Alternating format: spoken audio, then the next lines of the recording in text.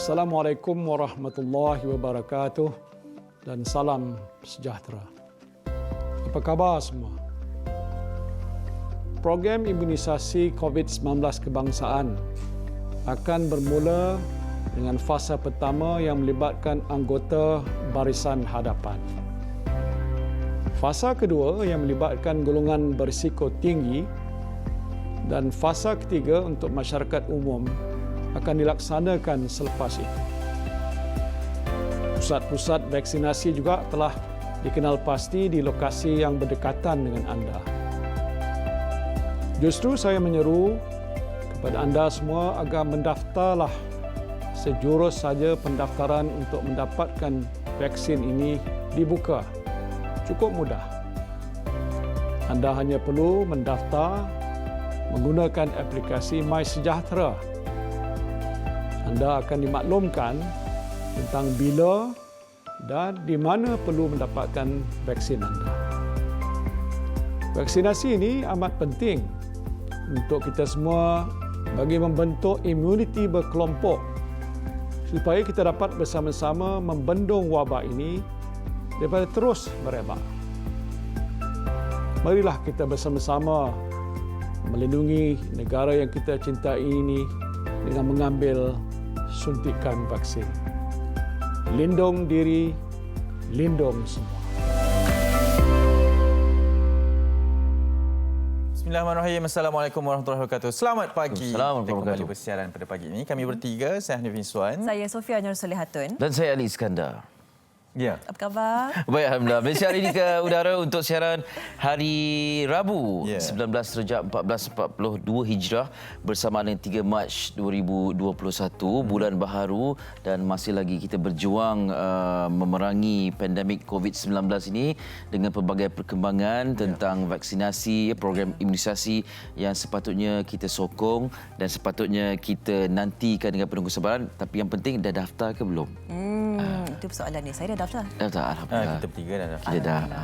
Kita harap kita semua dah daftar lah. Yang kawan-kawan kita saling mengingatkan lah kan. Yes. Ya.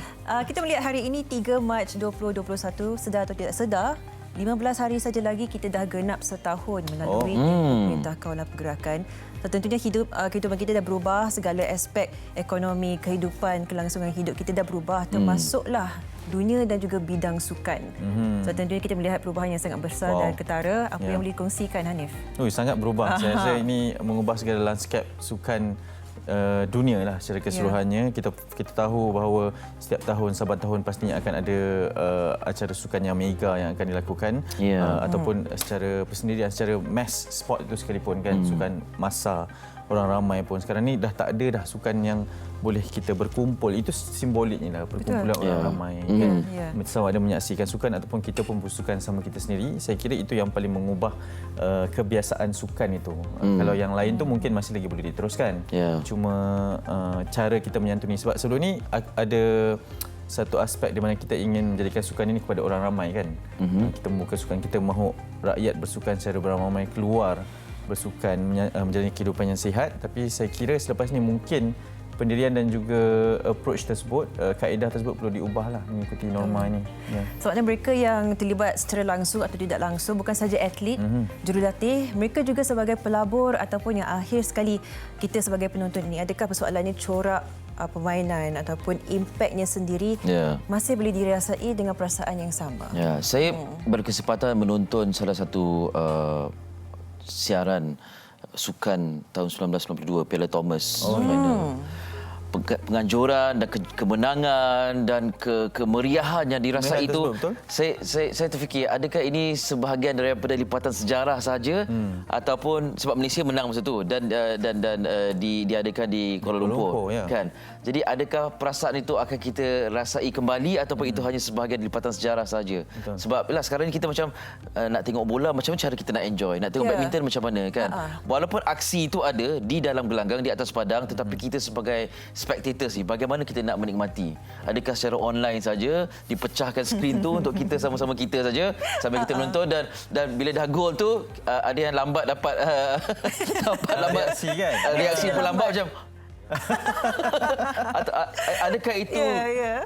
apa ni budaya baru menonton sukan massa ni kan? Itulah dia. Saya rasa itulah kebiasaan yang perlu kita biasakan. Selepas ini pun, dan saya pun baru berkesempatan berbincang bersama dengan beberapa penganjur liga. Kita berbicara mengenai skala yang besar lah kan, liga profesional. Mereka juga difahamkan masih lagi kita ada penonton. Kita tak tahu sampai bila akan ada penonton. Kalau ada penonton pun kita tak tahu bagaimana kemeriahannya itu nanti kan, dengan penjarakan, dengan adanya pelbagai SOP, norma-norma yang perlu ditetapkan. Saya kira kita perlu bersedia ke arah itulah.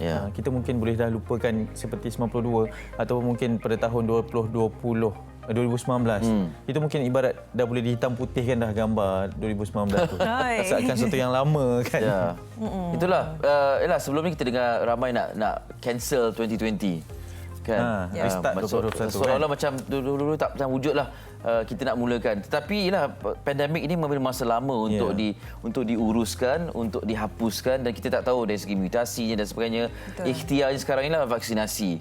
Tetapi vaksinasi ini bukannya bermakna dah adanya vaksinasi semua akan berjalan seperti biasa. Betul. Normal lama akan kembali. Banyak perkara yang harus kita lihat, kita perincikan, kita fikirkan dan kita laksanakan. Cuma setakat ini apa yang boleh buat ialah SOP, kawalan kendiri. Walaupun dah terbiasa mendengar perkataan kawalan kendiri SOP itu, janganlah kita terbiasa sampai rasa lepas dapatkan vaksin ni tak payahlah nak aplikasikan lepas ni. Kerana kita melihat tempoh masa sekurang ni beberapa tahun lagi untuk kita rasa stabil dan selamat untuk terus menjalankan kehidupan kita. Di sekarang ni tak salah kalau kita terus berjaga-jaga. Dan bukan sahaja pandemik yang kita masih melaluinya, kita masih ialah melihat perubahan cuaca, melihat berkenaan bacaan IPU yang semakin tinggi dan sebagainya. Tapi sebelum itu kita melihat juga antara perincian COVID-19 setakat semalam. Dan khususnya maklumat tentang semalam, satu yang menggembirakan lah sekurang-kurangnya. Tiada lagi perintah kawalan pergerakan secara umumnya, tapi telah pun beberapa kawasan negeri bertukar status kepada PKPB, antaranya Kuala Lumpur, negeri di mana kita berada, Selangor, Pulau Pinang, Johor, Negeri Sembilan, Sabah dan lain-lainnya juga. Manakala beberapa negeri juga ditukar status kepada PKPP. Sebelum ini hanya Perlis, tapi negeri-negeri yang sebelumnya PKPB bertukar kepada PKPP. Menariknya di sini wilayah tu ada PKPB dan ada PKPP. Kita di wilayah yang mana? Di wilayah yang PKPB. Dan kita tak dibenarkan. Dan ini antara maklumat yang perlu tahu juga. Walaupun kita berada di Selangor dan juga Kuala Lumpur, masih tidak dibenarkan untuk ke Putrajaya. Masih lagi memerlukan surat, masih lagi akan ada halangan. Itu ibarat merentas negeri, tak boleh. Betul. Jangan Tidak dia benarkan. Jangan buat-buat tak tahu pula. Dia telah pun diperincikan. Dan tentunya had capacity juga telah pun diumumkan antara majlis formal dibenarkan, tetapi dengan kapasiti 50% sahaja. Dan di kawasan PKPP mengikut kapasiti kawasan tersebut. Jadi itulah yang perlu kita updatekan diri kita sendiri berkenaan dengan prosedur operasi standard ini. Barangkali salah satu daripada SOP sekarang ni, bila dah majlis boleh dilaksanakan, pengusaha majlis perkahwinan yang buat baju pengantin siap buat ni sekali lah. Satu set package. Betul juga kan. Ini inovasi daripada norma pandemik sekarang lah. Dengan tudung boleh sambung, kalau dengan songkok boleh. Tu kita Mungkin tengok tak sambung, tapi sambung macam dengan samping kan.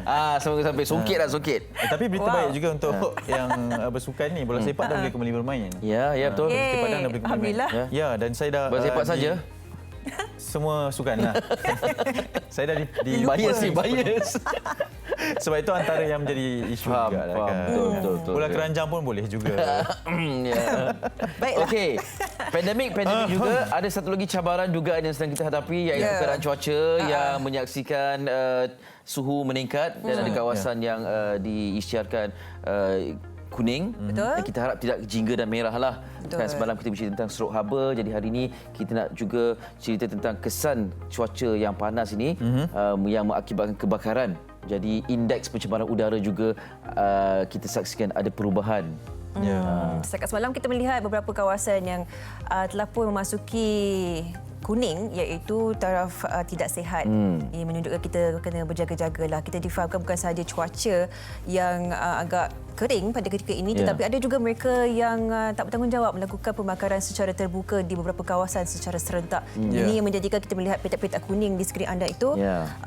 Tolonglah anda bukan sahaja memakai pelitup muka untuk COVID-19 tapi juga untuk pernafasan anda yang lebih baik. Dia ironi ni di sinilah apabila diisytiharkan dibenarkan sukan, aktiviti sukan. Tiba-tiba IPO pula macam ni. Kan dah kena duduk rumah balik. Setuju. Dah murung balik sebab tak dapat menjalani aktiviti. Jadi ini sebenarnya tanggungjawab kita bersama ni. Kan? Ini betul Kan? Tak orang kata nak main sukan ke tak? Jadi puntung rokok tu jangan campak mata. Setuju. Kan? Dan cumanya mungkin ada sedikit sebab sebenarnya ada satu perkongsian dari rakan saya yang menetap di utara. Sekarang ni musim berkenaan dengan padi, pertukaran kan. Mereka ingin bakar yang lama tu untuk disuburkan tanah tersebut dan sekarang ni sedang berlaku di sana. Jadi memang dengan keadaan haba yang tinggi ni, cuaca yang sangat panas ini juga perlu dijaga-jagalah.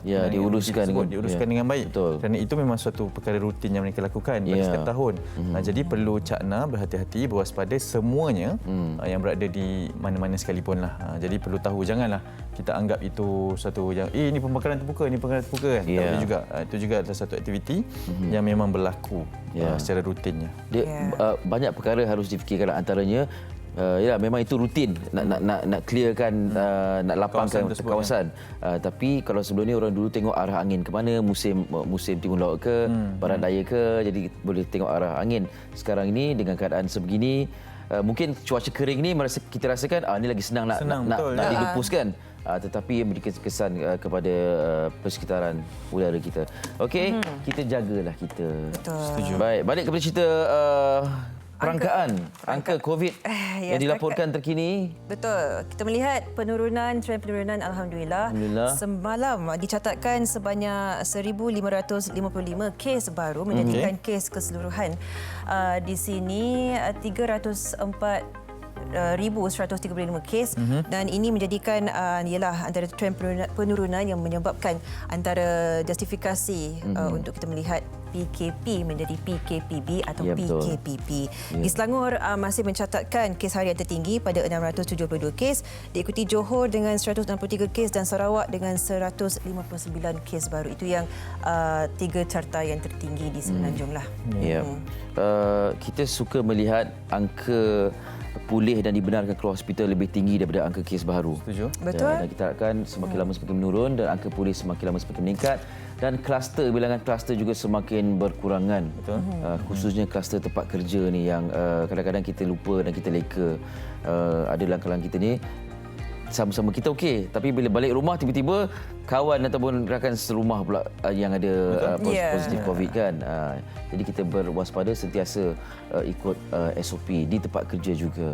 Ini sebenarnya mukim yang masih lagi dilabel sebagai mukim merah di Malaysia semakin berkurangan sebenarnya berbanding dengan apa yang pernah melanda negara kita pada satu ketika dulu akibat daripada gelombang ketiga ini.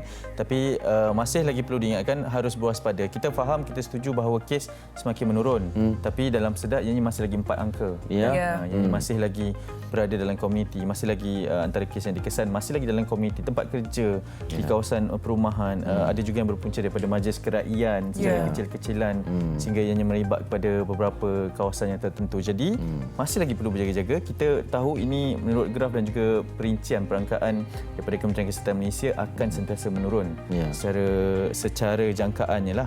Tetapi dalam sedar atau tidak masih lagi berada dalam komuniti kita.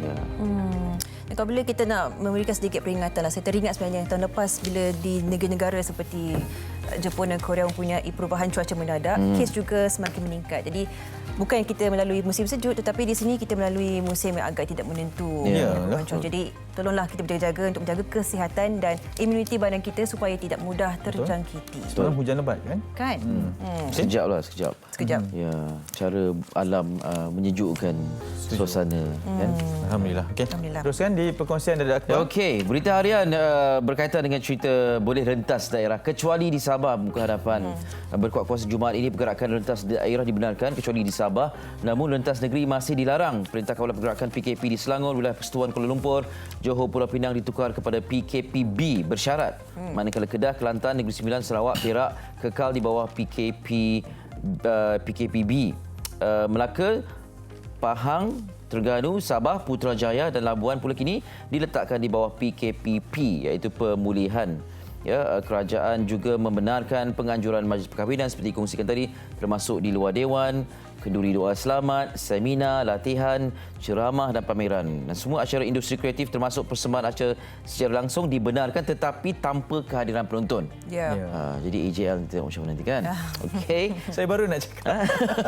Sama lah. Ya, bagaimana penyesuaian dibuat ni kan. Tak pernah AJL tak ada penonton ni. Tanpa penonton. Jadi ini cabaran yang disahut ya, yang kita sahut untuk menyaksikan memberikan yang terbaik tanpa penonton. Aktiviti pelancongan, taman tema, pusat hiburan keluarga, spa, pusat urut juga dibenarkan kembali beroperasi. Anda boleh baca lanjutan di muka surat 6 tentang pengumuman ini ya. Banyak perkara yang kita boleh pelajari dan pada masa sama kita uruskan. Ni anak dah masuk sekolah. Macam-macam cerita jugalah kita dengar ni. Macam-macam. Kan? Ini juga norma baru bagi ibu apa yang dah ada sebelum ni ada grup WhatsApp dan sebagainya kan. Macam mana tu? Okay. Saya dah masuk grup WhatsApp dah. Dah? Dengan cikgu. Baik ke? Buat pertama kali. Okey. Okey. Bercakap berkenaan ialah segala norma baru yang perlu kita biasakan diri. Kita juga menerima 2 jenis vaksin yang terbaru dalam negara kita. Tapi dalam kita meraihkan itu ada juga golongan yang ingin menyebarkan perasaan takut sesama sendiri. Jadi ini boleh dikenakan tindakan undang-undang. Di halaman kedua dan ketiga NST dikatakan di sini, inciting public to refuse jab is an offence. The act of inciting public to refuse the COVID-19 vaccine will be categorized as an offence under the Emergency Prevention and Control of Infectious Diseases Amendment Ordinance 2021, which will come into effect next week. The Senior Minister of Security Cluster likened the offence to treason with the intention of intimidating the public. Jadi dikatakan di sini adalah menghasut orang ramai untuk menolak vaksin COVID-19 akan dianggap dan dikenakan tindakan undang-undang dan dikategorikan sebagai perbuatan khianat. Ini berdasarkan ordinan darurat efektif 11 Mac ini. Siapa yang melanggar SOP bagi individu boleh dikenakan sehingga RM10,000 dan bagi syarikat pula boleh dikenakan denda sehingga RM50,000. Jadi ini antara penguatkuasaan. Walaupun kita melihat vaksin dah sampai, mungkin ramai dah sedikit sebanyak nak menarik nafas lega untuk tidak mematuhi SOP terlalu ketat. Tapi itu bukan kesnya. Kesnya kita dah kena vaksin, dah dapat vaksin, kita masih kena jaga lebih-lebih lagi untuk menurunkan semoga lepas ini tak ada angka COVID-19 yang boleh kita laporkan selepas ini. Ya, betul. Kan? Ya. Iaitu di halaman kedua, ketiga NST. Ya. Seperti kita sebutkan, selain daripada program vaksinasi ini, banyak lagi cara lain untuk kita landaikan graf ni. Dan anti-vaksinasi ini bukan salah satu yang membantu. Betul. Saya setuju. Dan, tapi hakikatnya dalam dunia ni memang akan ada kelompok yang akan tidak bersetuju dengan perkara-perkara tertentu kan. Jadi kita fikir apa manfaatnya untuk jangka masa panjang, manfaat untuk umum. Kan? Itulah dia. Okey, kita nak teruskan di harian Metro dan ini sikit perkongsian yang menyayat hati. Kita tahu berkenaan dengan semalam pemergian penerima hati pertama individu ini sudah tiada, iaitu Allahyarham Muhammad Afiq Iqmal Muhammad Zaini yang berusia 23 tahun meninggal dunia semalam. Dan ada perkongsian berkenaan dengan hasrat terakhir Allahyarham untuk menghadiahkan cenderahati kepada jururawat dan doktor Hospital Selayang yang merawatnya di wad sepanjang dia terlantar berikutan komplikasi hati yang dialaminya.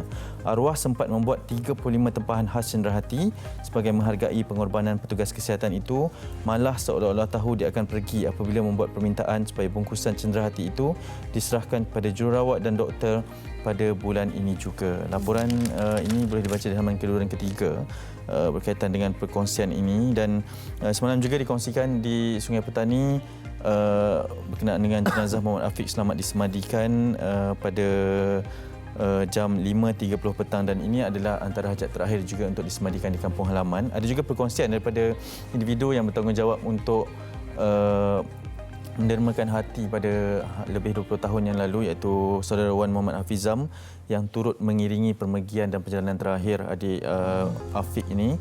Dan ibarat separuh hatiku pergi, katanya. Hati saya sejuk apabila tengok wajah dan kulit Afiq berseri-seri. Dan kita insya-Allah akan bersama dengan beliau sebentar saja lagi untuk berkongsi antara detik-detik terakhir. Tapi saya ingin kongsikan ini juga berkaitan dengan antara perkongsian ayah kepada adik Muhammad Afiq berkaitan dengan arwah buka mata tenung wajah saya awal pagi semalam dan melihat wajah saya kerana sebelum ini dia tak sedarkan diri.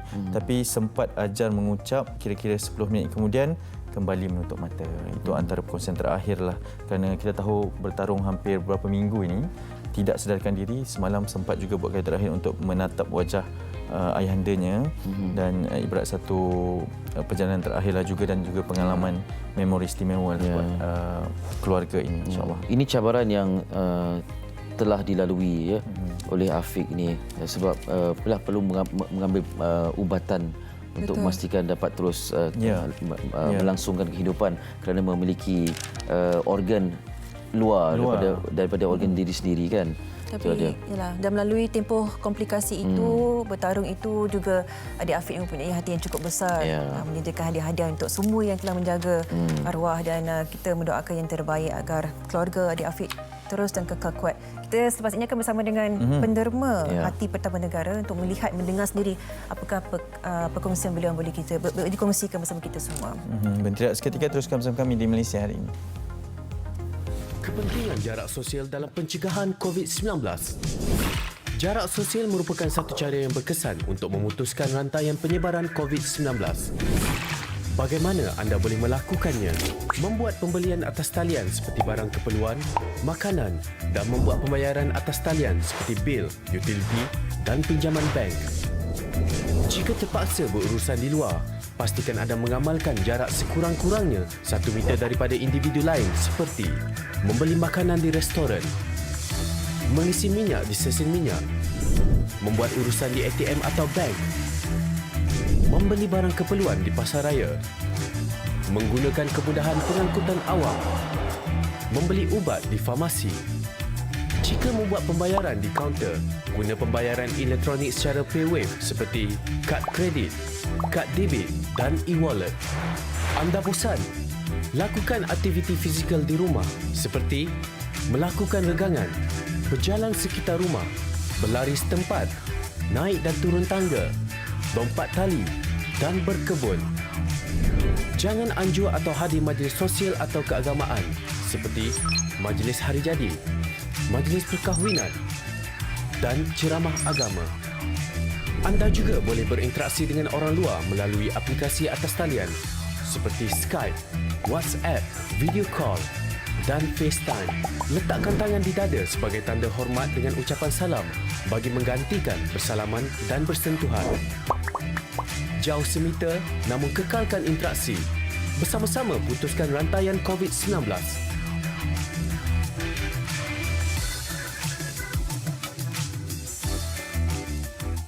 Baik, masih bersama kami di MHI, dan di segmen kali ini kita akan mendekati pula berdasarkan penceritaan yang kita kongsikan tadi, perginya penerima Hati Pertama Negara, dan kita akan berhubung pula dengan pendermanya yang kita difahamkan kisah mereka pernah menggemparkan seluruh negara 23 tahun lalu apabila sebahagian hati daripada arwah Afiq Ikmal berusia 14 bulan itu diberikan oleh penderma ini walaupun mereka tidak mempunyai sebarang pertalian darah. Dan bersama kita menerusi panggilan video Encik Wan Muhammad Hafizam Wan Ismail, penderma Hati Pertama Negara. Assalamualaikum. Waalaikumsalam warahmatullahi wabarakatuh. Selamat pagi Encik Hafizam. Apa khabar? Alhamdulillah sihat. Ya, sekarang berada di Changlun, Kedah ya? Ya, saya berada di Changlun. Ya, okey, mungkin yang pertamanya salam takziah juga kita ucapkan. Saya percaya satu Malaysia meratapi pemergian ini selepas perjuangan selama hampir 23 tahun, perkongsian dan juga kisah yang sangat menyentuh hati ini. Bagaimana sebenarnya detik kali terakhir semalam kalau ingin dikongsikan? Kalau boleh dikongsikan juga, silakan. Semalam ni saya dapat satu perkabaran yang sebenarnya kita dah bersedia untuk terima apa sebarang apa berita berkenaan dengan adik Afiq. Cumanya sepatutnya saya pergi melawat lebih awal lah. Tapi selepas saya dapat berita tentang pemergian adik Afiq tu agak terkejut jugalah. Dan saya balik ke rumah daripada Masjid Kampung Baru. Dan siapkan dirilah untuk pergi ke hospital. Bila sampai di hospital tu, apabila saya melihat keadaan adik Afiq yang terbaring atas tempat mandi tu, saya bercadang untuk mandikan jenazah beliau. Saya sentuh beliau tu, saya lutut saya jadi macam saya tak ada kekuatan untuk berdiri. Jadi saya berundur ke belakang, pergi ke dinding dan saya duduk di yang ada sedikit. Saya hanya boleh tengok, saya tak boleh buat apa, saya tengok je.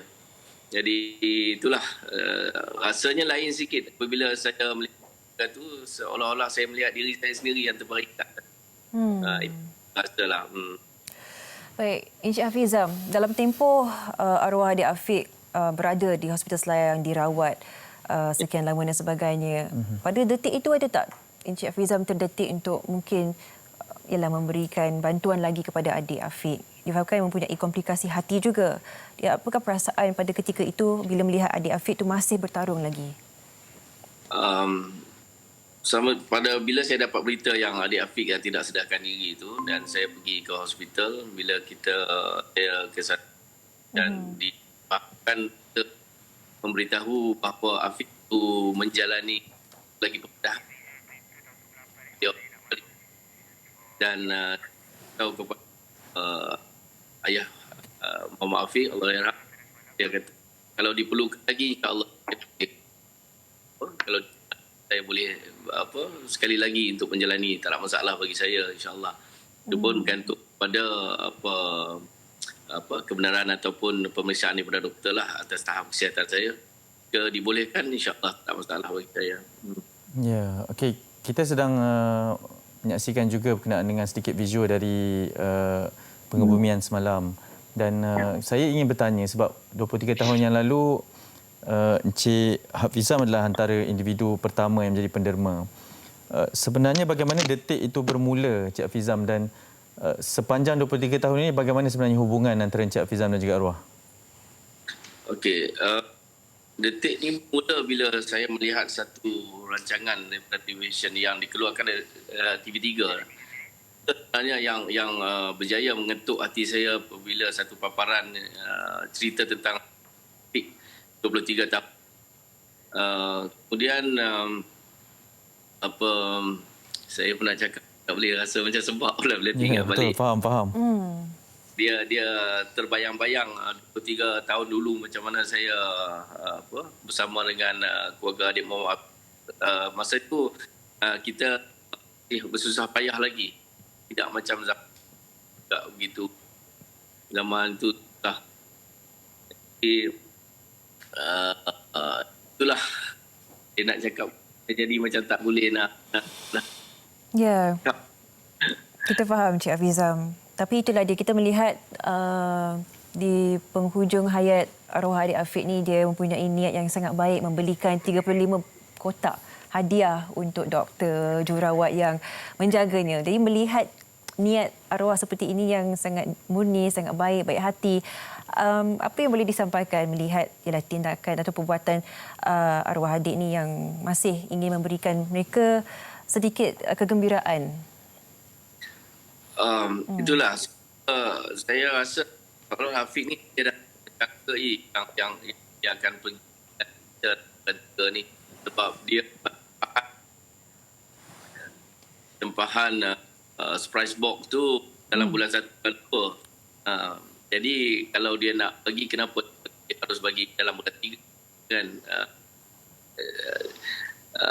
Dia nak buat yang surprise, memang surprise sebenarnya. Dan saya pergi beritahu dengan jururawat tu, jururawat menangis. Ada jururawat yang sampai hari ini dia beritahu pagi tadi dia kata bila dia bilik Afiq tu dia menangis. Rakan-rakan dia menangis sebab Afiq ni seorang budak yang baik dan dia ada juga sifat pemberi. Dan kalau kita tengok dulu Afiq pun dah remuk organ juga setelah dia dewasa. Tapi itulah benda ni tak berkesampaian. Yang saya difahamkan oleh dia memang seorang pemberi. Kalau dengan adik-beradik dia pun dengan, sebelum ni pun dia ada dah memberi perhati pada jururawat dan juga kita yang dia lah dalam sebelum ini. Ya.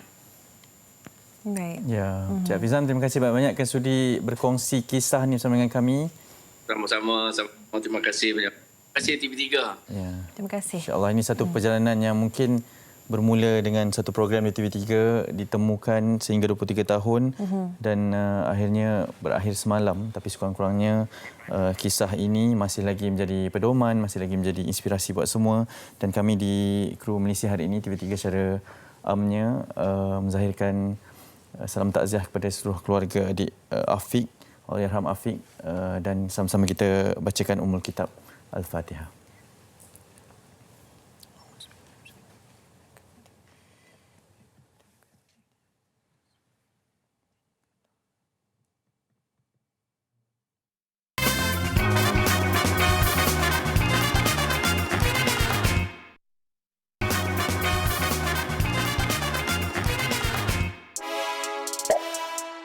Preparation for Tokyo Olympic is pretty good, and the last qualifying is during World Cup during April, and hopefully everything goes well. And we have the vaccine in Malaysia now, and hopefully we get to vaccine and preparing for the Tokyo Olympic well. Setakat ini semua persiapan atlet masih berjalan lancar. Mereka berada dekat keadaan yang selesa dalam latihan secara kontinuus di Sukan Negara atau pusat-pusat latihan. Latihan dipantau sepenuhnya oleh pihak jurulatih dan juga pihak ASN. Atlet di bawah sukan di bawah program atlet ini telah pun diberikan kepastian untuk mendapatkan suntikan vaksin pada bulan April nanti. Latihan dan persiapan kesukan Olimpik dijalankan seperti biasa. Kita berlatih mengikut SOP dan mengikut grup masing-masing. Kita kena travel dan sebagainya. Kalau ada vaksin tu, kita rasa lebih safety lah bila travel. Buat masa sekarang ni kita just fokus pada kita punya training, kita punya program.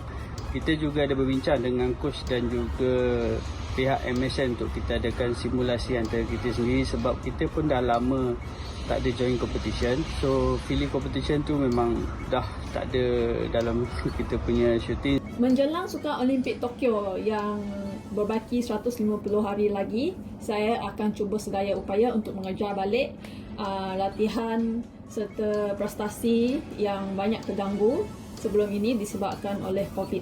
Dan dengannya ada vaksin ini, saya harap atlet-atlet Malaysia dapat dilindungi daripada wabak COVID dan dapat menjayakan Sukan Olimpik nanti. Pada ketika ini, semua atlet sedang berlatih dengan bersungguh-sungguh dari segi mental dan fizikal untuk memberi prestasi yang terbaik di Sukan Olimpik Tokyo. Dan kami percaya dengan adanya vaksin ini, ia dapat membantu untuk menghindarkan penyakit COVID-19 yang sedang berleluasa ketika ini. Ini harapan dan perancangan atlet Malaysia yang bakal membawa nama negara ke Sukan Olimpik Tokyo 2021 yang sepatutnya berlangsung tahun lalu, tetapi apakah daya pandemik ini menghambat segala-galanya, dan direncanakan pada 23 Julai 2021 nanti. Menyaksikan mereka ini terbabit dalam antara lain dalam lebih 33 acara sukan dan membabitkan lebih 11,000 atlet. Jadi ini antara nama-nama atlet yang akan bersaing di peringkat Olimpik, dan kita nak bersama seorang lagi yang dimaklumkan satu-satunya wanita dari Malaysia yang akan menjadi pesaing di Olimpik 2021 untuk disiplin gimnastik. Kita nak bersama dengan Farah Ann Abdul Hadi di talian video sekarang ini. Hello, Assalamualaikum. Waalaikumsalam. Selamat pagi. Selamat pagi. Apa khabar, Farah? Khabar baik. Okey. Sekarang ni nampak macam berada di tempat latihan saja ni? Saat sekarang saya berada di dalam bilik saya di Bukit Jalil, Majlis Sukan Negara. Okey, baik. Okey, kita nak throwback sikitlah pada 2019 ketika menyertai acara di Stuttgart. Kemudian lepas itu diumumkan yang Farah Ann layak ke Olimpik Tokyo. Dengan menghantar mesej Tokyo here we come kepada keluarga. Ingat lagi tak perasaan tu?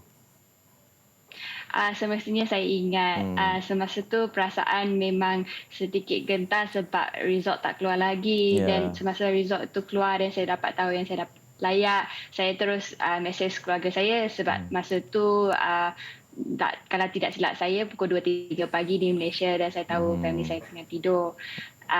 Tetapi kakak saya yang berada di Australia semasa tu dia dapat mesej tu dan dia terus mesej saya dan saya ingat saya menangis dengan kegembiraan dan saya dapat layak ke Sukan Olimpik. Saya punya impian selama ini dapat tercapai. Alhamdulillah.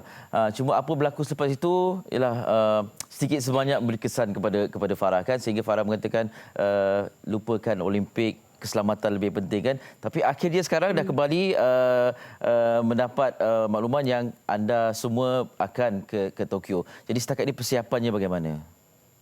Setakat ini persiapan sangat bagus. Alhamdulillah kita dapat berlatih secara penuh di tempat latihan kita di Bukit Jalil. So setakat latihan memang setiap hari dekat sini rasanya seperti biasa. Saya dapat pergi ke latihan, saya dapat buat saya punya fizio dan recovery. So setakat ini training sangat bagus. Walaupun dah lama tak membuat pertandingan, kita ada buat internal testing. So Alhamdulillah untuk setakat ini saya rasa saya persiapan sangat bagus untuk ke Olimpik nanti.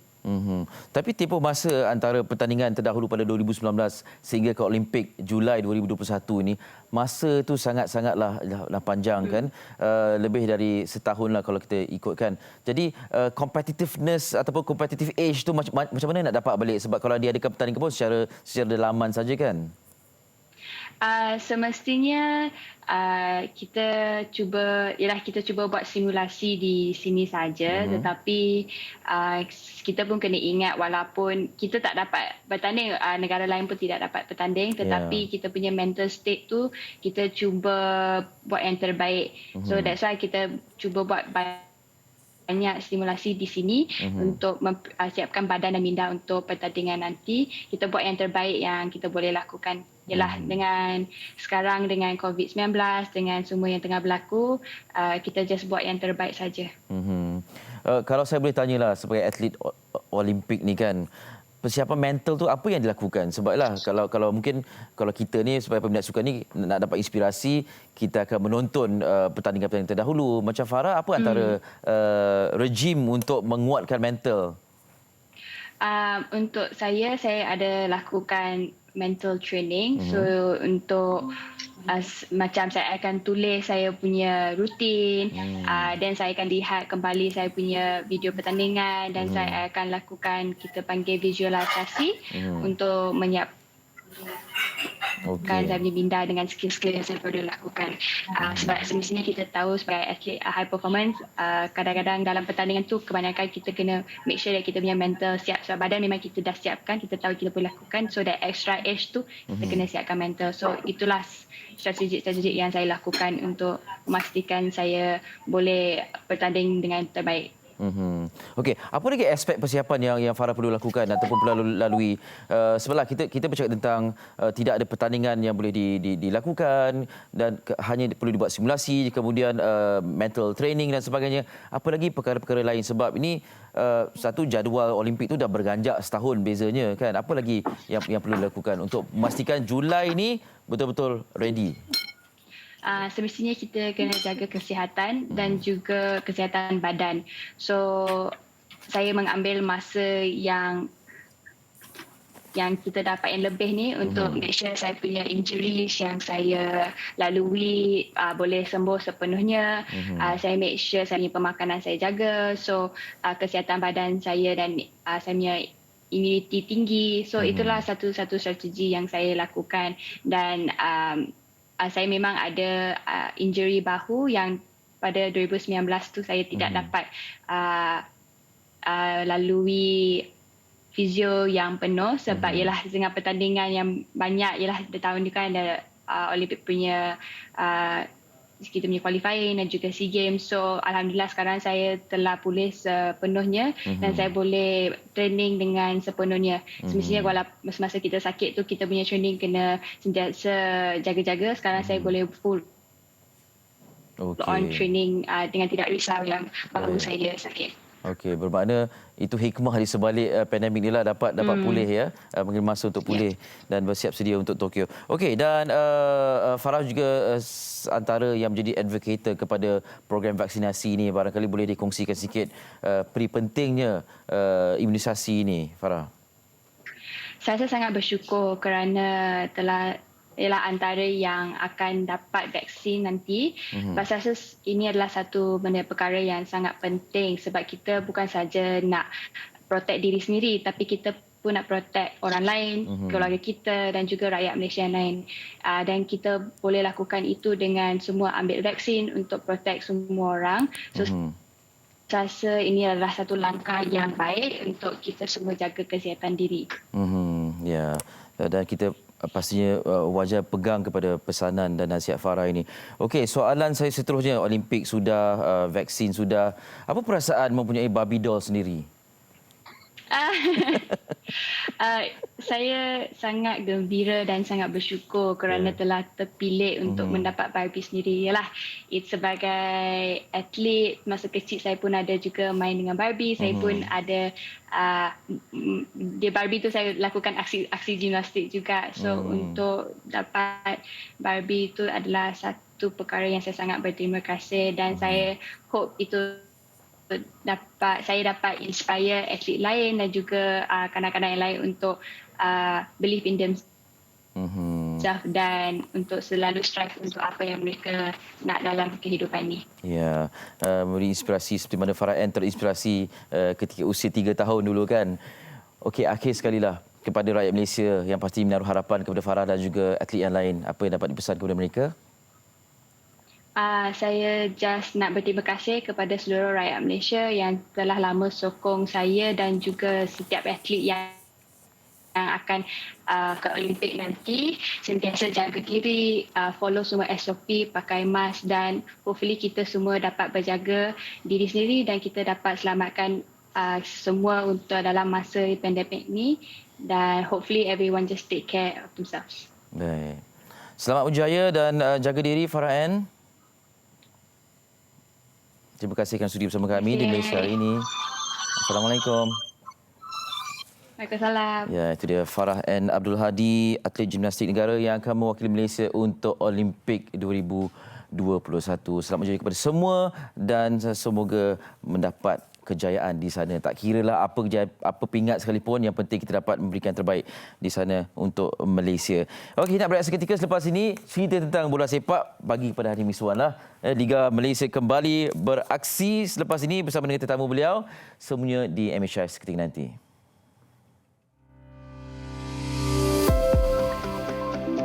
Kami dari Angkatan Tentera Malaysia berbangga kerana dapat berbakti tanpa mengira penat lelah kepada seluruh rakyat Malaysia sepanjang pandemik COVID-19 melanda negara.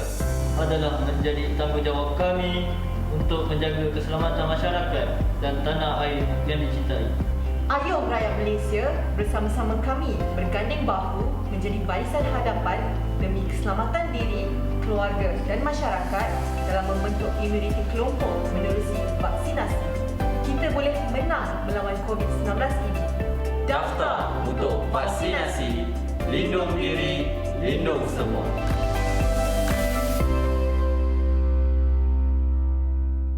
Program imunisasi COVID-19 kebangsaan telah bermula dan dalam program pada saat ini hampir 50,000 orang petugas barisan hadapan dan mereka yang layak mendapatnya di fasa pertama telah pun disuntik dan pastinya anda perlu menjalankan tanggungjawab termasuklah saya dan kita semua dalam memastikan untuk kita mendaftar terlebih dahulu untuk penerimaan vaksin seterusnya. Okey, bercerita mengenai vaksin, ada juga antara kategori yang diperlukan untuk mendapat vaksin ini agar membolehkan pelbagai sektor dan industri dibuka. Antaranya industri sukan dan bercerita mengenai sukan pastinya bola sepak yang menjadi antara yang pertama dibenarkan untuk kembali dipertandingkan dan bermula pada Jumaat ini Liga Super Malaysia akan kembali bersambung dan pertembungan dan terpuaskan Johor Darul Takzim dan Kedah bakal membuka tirainya dan kita ingin mendapatkan pandangan dari sudut ilmiahnya berkaitan dengan bagaimana sebenarnya bola sepak ini kembali bermula apabila pada tahun lepas hanya separuh jalan sahaja dibenarkan, pelbagai pertandingan lain tidak lagi dibenarkan dan juga apa SOP yang perlu dimurnikan dalam memastikan bahawa bola sepak ataupun sukan-sukan ini tidak lagi akan dihentikan akibat daripada pandemik ini. Untuk itu kita akan bersama dengan Encik Muhammad Sadiq Mustafa, Pensyarah Kanan Fakulti Sains Sukan dan Rekreasi UiTM Shah Alam bersama dengan saya di panggilan video. Assalamualaikum, selamat pagi Encik Sadiq.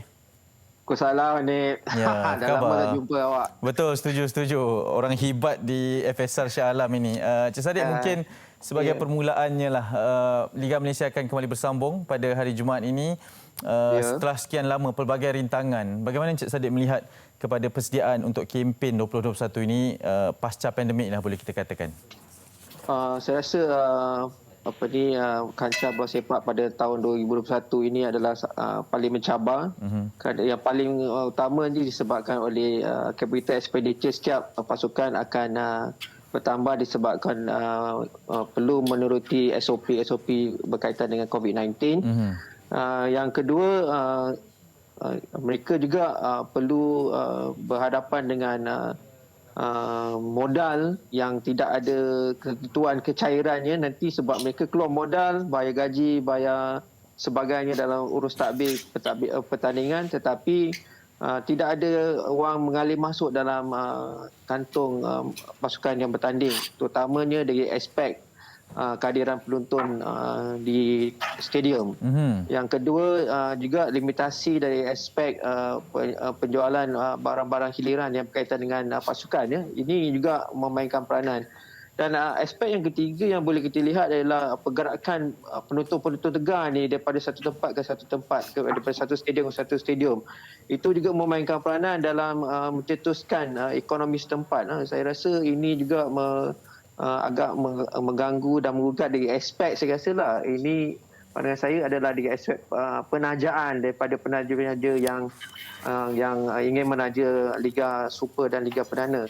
Sebab tu Datuk Hamidin baru ini Smart Hari Sabah ini menyatakan beliau perlu bekerja lebih keras untuk mendapatkan penaja.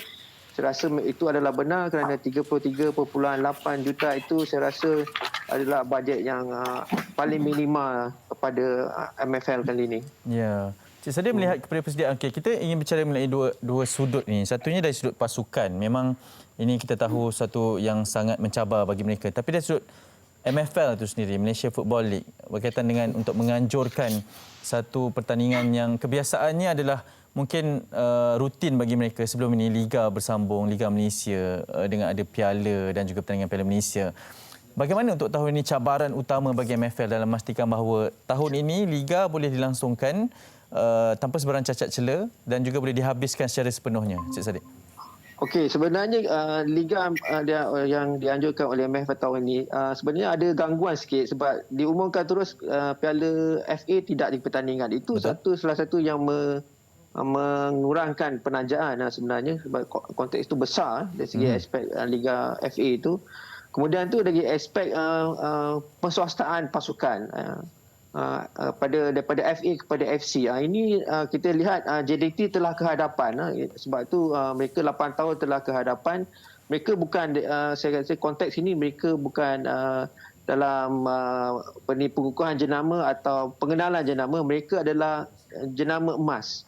Golden brand. Mereka dah ke hadapan sebab tu mereka dapat penaja-penaja yang tersendiri. Kemudian tu pasukan seperti Selangor, Kelantan FC, mereka ni dalam aspek cuba mengukuhkan jenama dengan strategi planning yang mereka bentangkan untuk mengukuhkan pasukan dan kelab mereka. Ini yang saya rasa kelab-kelab lain terkebelakang kerana mereka dalam aspek pengenalan penaja. Itu yang kita dapat kategorikan kat sini bila mereka berada dalam kancah perswastaan secara total dalam Liga Bola Sepak.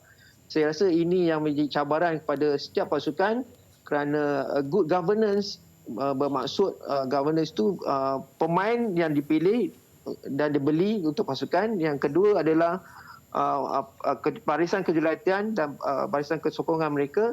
Yang ketiga adalah pentadbir kelab itu. Adakah mereka tergolong daripada mereka yang betul-betul faham tentang bola sepak ataupun mereka adalah dipinjamkan daripada FA. Itu maksudnya mereka itu ahli-ahli politik yang tidak ada kefahaman tentang bola sepak dan industri bola sepak itu sendiri. Itu adalah sesuatu yang menjadi cabaran kepada kelab-kelab baru lah. Bagi saya ini yang agak merisaukan kerana belum lagi gelanggang dibuka, ada isu-isu tentang perkara basic tunggakan gaji. Itu yang saya risaukan. Masih lagi berlega dengan isu tersebut. Cik Saddiq, perswastaan secara sepenuhnya sekarang ini, adakah hanya waktu yang mungkin sedikit tidak tepat dengan pandemik ini? Itu nasib yang kita perlu hadapilah, MF hadapi, sebab mereka menangguhkan proses itu yang sepatutnya diberikan 3-4 tahun lepas. Itu yang kita perlu hadapi, realiti yang perlu hadapi, sebab decision making yang dibuat oleh pihak dalam urus tadbir bola sepak negara. Bagi saya, suka tak suka, hidupan perlawanan industri perlu diteruskan. Sama ada kita dapat buat penyesuaian, itu bukan masalah, kerana you have to manage the environment, not environment manage you. Itu perkara yang paling penting. Kalau tidak, kita akan menghadapi masalah. Lebih baik duduk diam di rumah, tinggal kat rumah, duduk je. Tidak, realitinya you have to manage the environment. Apa saja, kerana Tuhan Allah memberikan segala ruang akal fikiran kita untuk bertindak, kerana itu adalah ujian macam mana kita meminimalkan risiko. Itu perkara yang paling penting lah bagi saya dalam dalam urus takbir dalam sesuatu badan organisasi. Ya, Cik Saddiq, mungkin ialah Liga pun akan bermula secara rasmi pada minggu ini dengan kesemua pasukan bertanding. Kita tahu ada juga di persaingan Liga Perdana. Perkara yang paling penting sebagai pengurusan kelab bola sepak terutamanya, sebab mungkin Cik Saddiq adalah orang paling tepat untuk kita tanyakan dari sudut teori pengurusan bola sepak, apatah lagi pada saat yang sangat mencabar ini, dalam memastikan bahawa pasukan sekurang-kurangnya mampu untuk survive pada musim ini dan juga musim hadapan. Sekarang ini keutamaan kepada pasukan-pasukan ini, apa yang mereka perlu terapkan di samping dapat juga memberi cabaran kepada kejuaraan Liga ini? Okey, dalam sukan kompetitif dan komersial lah, saya rasa awak boleh jawab sebab awak pun dah melalui proses tu. Okey, dalam aspek ini, perkara yang paling penting dalam sukan kompetitif adalah kemenangan. Dan satu lagi, konsistensi. Itu kerana dia berkaitan dengan pengukuhan jenama, trusted brand. Itu yang bagaimana pasukan atau pemain dan mereka yang berada dalam yang mengelilingi pemain itu dapat mempengaruhi dan menaikkan semangat pemain untuk bekerja keras, memperlihatkan prestasi mereka di padang dan seterusnya mempengaruhi jenama pasukan mereka. So itu adalah saya rasa paling penting. COVID, semua orang mengalami COVID. Dia bukan isu SOP, semua orang melalui proses SOP. Tetapi kalau dekat padang itu, dalam pertandingan, sama ada you menang atau kalah. Kalau kalah itu menjatuhkan rating, kalau menang itu menaikkan rating. Itu perkara penting dalam sukan kompetitif. You tak ada pilihan. Seri, orang kata alah seri. Itu saya rasa dalam masa kekurangan dana ini dan sebagainya, saya rasa setiap pasukan perlu fokus tentang setiap tugas asas mereka, itu perlu sentiasa menang. Bukan perlu sentiasa seri atau kalah. Itu asas je lah dalam pertandingan. Betul, itu asasnya utama. Cik Saddiq, terima kasih banyak-banyak kerana sudi bersama kami. Okey, Hanif, sama-sama. Ya, kita jumpa nanti insya-Allah. InsyaAllah. Ya, Terima baik. kasih. Cik Muhammad Saddiq Mustafa, pensyarah kanan juga pensyarah saya di Fakulti Sains Sukan dan Rekreasi UiTM Shah Alam, berkongsi berkenaan dengan persediaan bermulanya kempen Liga Malaysia dari sudut pandangan seorang ahli akademik dalam memastikan bahawa sekurang-kurangnya bukan sahaja kemenangan, tapi dari sudut persediaan pengurusan juga penting dalam memastikan bahawa perjalanan ini mampu untuk diteruskan sepanjang musim dan sepanjang tahun. Akan bermula pada minggu ini insya-Allah, Liga Malaysia yang kita rindui semua. Kita nak berhenti seketika. Selepasnya kita akan kembali bersama dengan Sofia untuk topik perbincangan penjaja jalanan undang kemalangan jalan raya. Ini juga satu topik yang sangat penting untuk kita bicarakan segalanya di Malaysia hari ini. Jangan ke mana.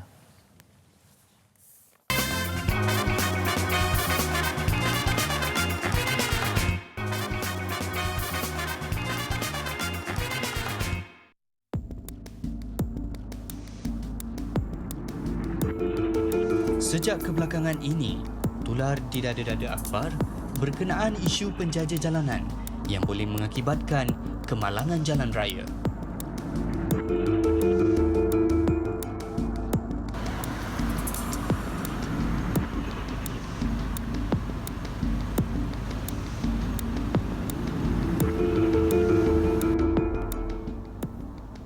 Baiklah, kini saya berada di persimpangan lalu lintas di Taman Tun Dr. Ismail. bagi meninjau bagaimana agaknya keadaan penjaja yang menjaja di sini. Adakah ianya selamat bagi mereka? Atau bagaimana pula dengan keselamatan pengguna jalan raya yang lain?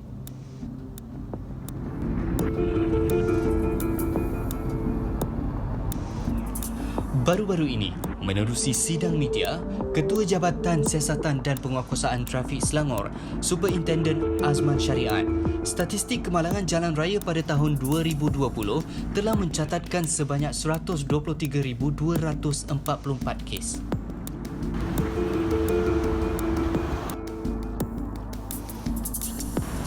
Penjaja jalanan ini boleh membahayakan nyawa mereka dan orang lain ketika menjaja, lebih-lebih lagi di persimpangan lampu isyarat. Tinjauan ini mendapati golongan kanak-kanak juga turut menjaja dan ini amat membimbangkan masyarakat.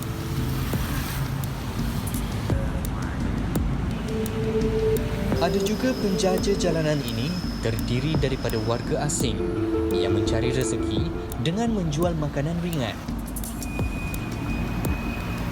Asal mana, Cik?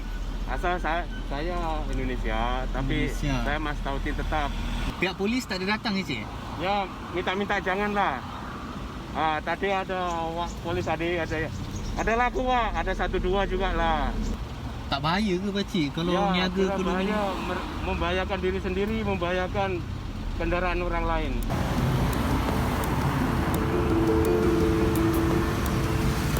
Sepanjang tinjauan, rata-rata penjaja jalanan ini mengambil sikap endah tak endah terhadap isu keselamatan jalan raya ketika berjaja.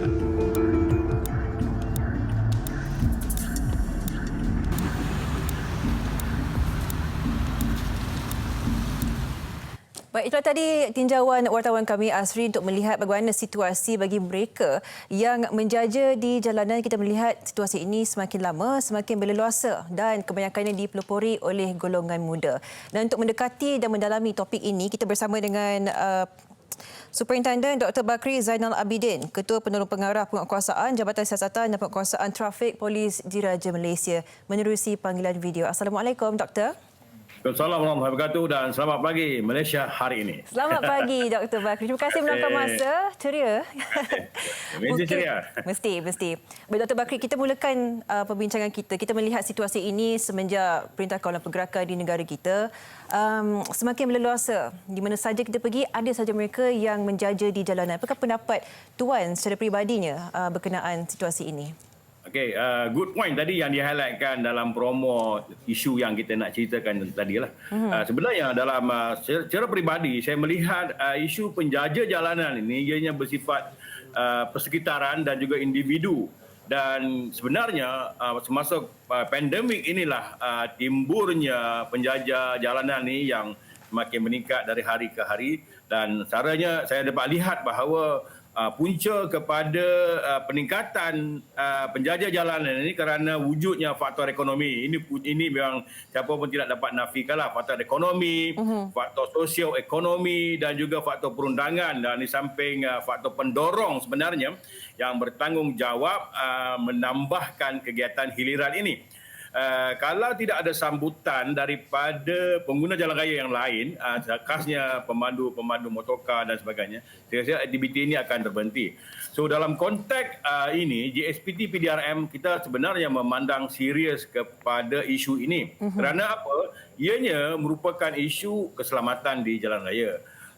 Terutamanya pada waktu puncak, ia akan menambahkan lagi risiko kepada pengguna jalan raya, khasnya penjaja jalanan.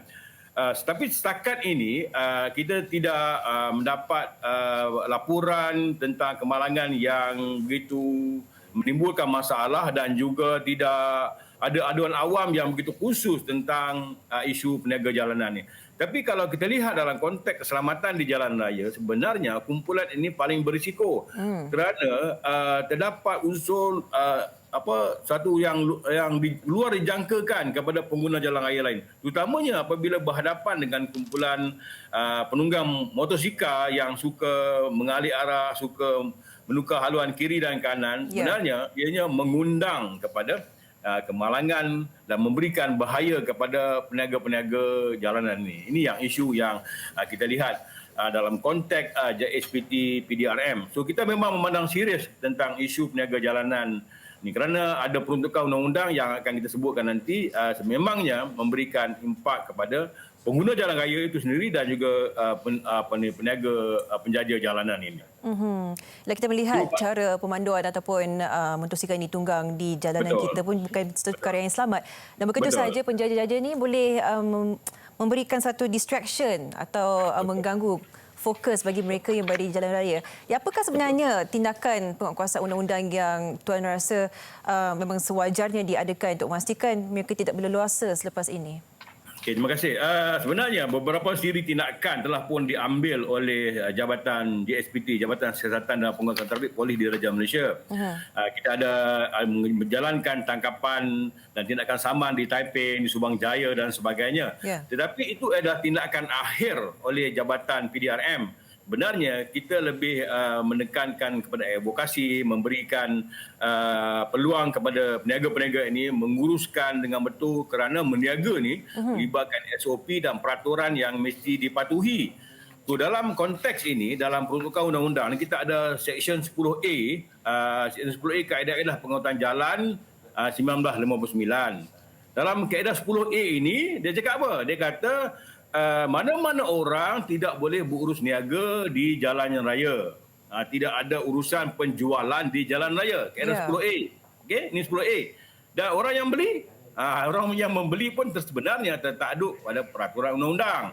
Orang yang membeli sebenarnya tertakluk di bawah peraturan 10A2, iaitu mana-mana orang yang berada dalam kenderaan motosikal, kenderaan bermotor untuk tidak dibenarkan berurus niaga atau membeli daripada mana-mana orang. So, kalau tidak sabitkan dengan kesalahan, ia boleh didenda hingga RM2,000 ataupun penjara 6 bulan. Ini besar sebenarnya kan. Betul. Tapi sebenarnya dalam konteks penguatkuasaan kepada isu penjaja jalanan ini, Jabatan Siasatan dan Penguasaan Trafik kita sebenarnya ada lebih core besar yang perlu kita tangani. Seperti operasi samsing jalanan, operasi mabuk, operasi utama, operasi laju dan sebagainya. Dan sekarang ini kita pun menjalankan operasi khas kepada kenderaan yang menyalahguna dan mengubah suai exhaust motosikal. Kerana ini isu menggusarkan masyarakat. Sebab tu organ JSPT tampil ke depan dan cuba tangani isu yang menggusarkan masyarakat. So dalam konteks ini sebenarnya pihak berkuasa tempatan mempunyai satu ruang yang besar untuk mengatasi isu penjaga jalanan ini. Sebab kita ada Akta Kerajaan Tempatan 1976. Akta ini yang mengawal selia aktiviti di Kerajaan Tempatan berkenaan.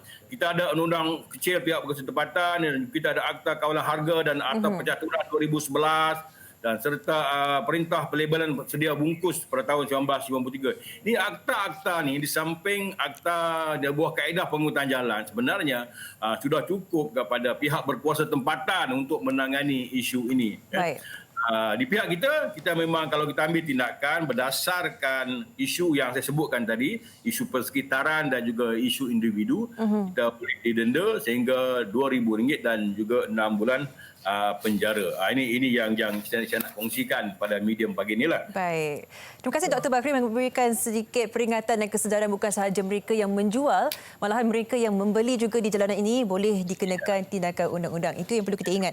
Baik, Tuan Bakri, kita juga difahamkan dan melihat situasi sebenar di jalanan ini. Bukan rakyat tempatan sahaja yang melakukan jualan ini, tetapi mereka juga yang kita sedari adalah barangkali pelarian yang memegang kad UNHCR dan sebagainya. Ini untuk kelangsungan hidup mereka dan kita melihat semenjak PKP ini mereka semakin ramai membuat perkara yang sama. Jadi apakah sebenarnya komen Tuan berkenaan situasi ini, berkenaan pelarian yang menjual menjaja di jalanan? Okey, terima kasih. Sebenarnya konteks UNHCR yang sebagaimana dahulu sebenarnya tidak ada lagi. Malaysia sebenarnya pun tidak mengiktiraf UNHCR sekarang ini kerana berlaku banyak penipuan dalam kad pendaftaran dan sebagainya. Sebab itu kita sekarang ini tidak lagi mengiktiraf pelarian UNHCR sekarang ini yang dilihat lebih kepada ekonomi kan. Tapi dalam konteks ini sebenarnya ini juga merupakan trend yang kita memandang serius, trend penjajah terutamanya warga negara asing yang mula mengisi tempat yang lopong apabila warga tempatan khasnya belia-belia yang terkesan dengan pandemik ni tu di lokasi-lokasi yang warga kita tak ada dia masuk kawasan ni. Tu dalam konteks ni kita melihat isu kebersihan, isu pelesenan dan sebagainya merupakan isu besar yang melibatkan warga asing khasnya khasnya warga asing yang terlibat dalam bidang penjajahan ni. Sebab tu saya sebutkan tadi bahawa berniaga ni memerlukan SOP, berniaga ni memerlukan tempat-tempat yang selamat dalam konteks untuk menjamin keselamatan diri dia. Betul. Dan juga menjamin keselamatan pengguna jalan yang lain. Sebab itu saya minta pihak berkuasa tempatan khasnya mestilah menyediakan lokasi-lokasi yang strategik bagi menangani isu ini. So sekarang ni kita dah ada medium P-hailing yang boleh menyediakan kemudahan untuk sebenarnya brand penjajah jalanan ini telah pun established. Semua orang dah tahu tentang sedapnya seperti jeruk asam boy, jeruk makanan ringan dan sebagainya. Dah ada brand sebenarnya kan. Jadi kalau dia memasarkan di tempat yang strategik menggunakan Korea, kaedah COD dan P-hailing sebagainya, jadi saya kata isu ini tidak timbul. So barangkali dalam konteks penjajah jalanan ni dia orang rasa lebih teruja berhadapan dengan pengguna jalan raya lain ke. Tapi sebenarnya ianya memberikan impak besar terutamanya untuk terlibat dengan kemalangan jalan raya. Seperti yang saya sebutkan tadi bahawa pengguna jalan raya kita di Malaysia ni khasnya penunggang motosikal, mereka sentiasa mengambil risiko, mencari ruang dan peluang untuk mereka menukar haluan dan juga mencelah-celah di antara deretan kenderaan. So dalam pada kumpulan peniaga ni berjalan kaki daripada kereta ke kereta sebenarnya apabila berhadapan dengan kumpulan ini sebenarnya paling berisiko. Dan risiko banyak sebenarnya yang melibatkan peniaga jalanan ini. Baik.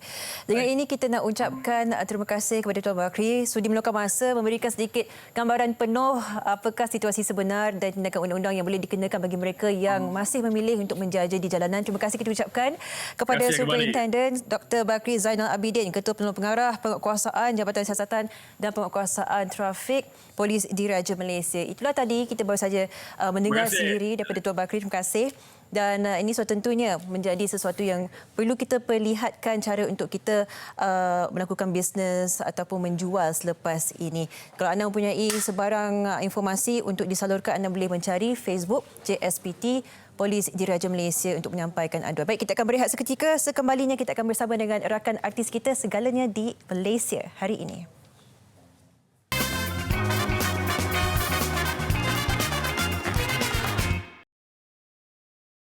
Oh, my baby you. Gabungan terbaru. Kali kedua. Untuk kali kedua, Aqua Arifin dan juga Najwa Latif. Tajuknya dua juga. Ya. Sangat-sangat rancak. Berada di talian sekarang ni. Hello, Assalamualaikum Najwa dan Aqua. Selamat pagi. Waalaikumsalam. Selamat pagi. My baby you. Alamak. Kalian berdua sihat ya? Nak masuk yang ketiga tak? Alhamdulillah. Ni apa mesej yang cuba disampaikan ni dua ni kan? Biasanya orang collaborate sekali je, lepas tu lama kan. Ini macam back to back ni macam ada sesuatu je ni. Apa ni? Siapa nak jawab ni? Saya jawab. Silakan. Okey, sebenarnya saya approach Aqua Arifin tahun lepas Januari untuk lagu ni. Mula-mula sebenarnya. So lagu dua ni adalah sebenarnya kolaborasi kami yang pertama. Lepas tu waktu PKP pula Wawa ada keluarkan lagu baru, Wawa ada tulis lagu baru and then aku ada buat remix. So kita keluarkan lagu yang tu dulu and then dua ni kita simpan for apa yang terbaru ni lah. Tapi kalau tanya message dalam lagu ni adalah untuk kita menghargai orang yang kita sayang. Okey. Sebenarnya kita bukan tanya message lagu dalam lagu ni. Kita message lah. Message back to back berkolaborasi ni. Okey, tapi jawapan kita dengar lah kan. Tapi itu jawapan Najwa. Bagai dengan jawapan aku pula. Apa message daripada awak berkenaan lagu ni? Maaflah kami macam lawyer pula gini. Kami ada isu. Mesej aku rasa lagu ni untuk kita appreciate partner kita lah. Untuk kita hargai dia seadanya dan dia lah peneman kita yang kita akan rasa bahagia bersama. Macam tu lah. Setuju je ni. Saya setuju. Setuju, kan? Sebab saya suka sebenarnya kolaborasi yang pertama, lagu Tak Kisah pun. Ya, kan? ya. Dan bila kita tahu mereka ni keluar dengan satu lagi kolaborasi, saya rasa sebab mereka ni macam saya pula yang bagi mesej Ini apa manager apa ni?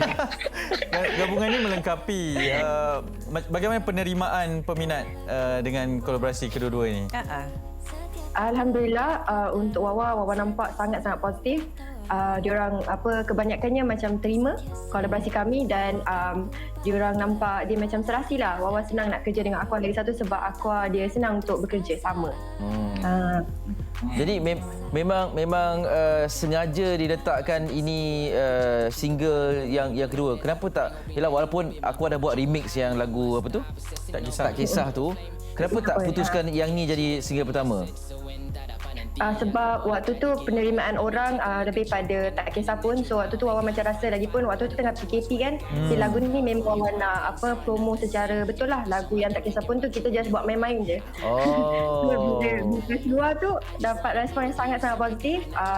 Lebih daripada apa yang kita orang expect. Alhamdulillah. So kita just terima tu as rezeki, and then kita just cubalah untuk lagu yang kedua ni. Maknanya yang tu eksperimen dia berjaya lah akhirnya. Betul. Alhamdulillah.